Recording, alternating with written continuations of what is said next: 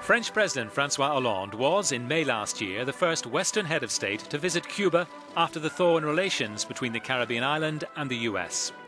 It was an investment for the future, a pragmatic move by the president to lay foundations to grow political and economic partnerships. French companies are already operating in Cuba, with the Pernod Ricard group part of a joint venture with Havana Rum.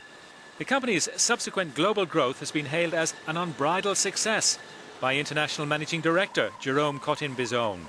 Around 500 million bottles of rum were sold last year. But France is only the fourth foreign investor, with Spain topping the league, followed by Canada and Italy. French tourists number in the region of 117,000 a year, and though that figure will rise, it is still far behind those travelling from Canada. They represent over a third of the 3.5 million who visited the island in 2015. That's a rise of 17% since 2014. But accommodation is a problem. There are just 63,000 rooms at the moment, putting the tourist industry under strain. Authorities aim to take that number to 85,000 by 2020. Foreign investment will be vital to help build Cuba's infrastructure to cope with tourists.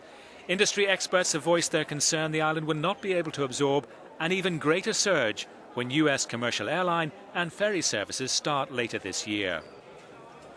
The telecom industry, and in particular the internet, is another area in need of investment.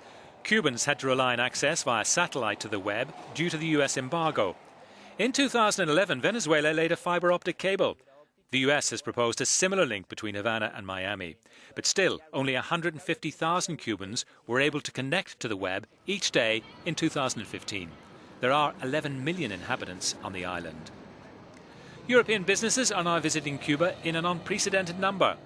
Last year, 75 companies accompanied Spain's Minister of Industry, Energy and Tourism, José Manuel Soria. 140 Italian firms sent representatives. A new moment full of opportunities is how the Spanish minister summed up his visit. One such opportunity is the Mariel Economic Zone, which allows wholly owned foreign companies to repatriate profits under a favourable tax regime.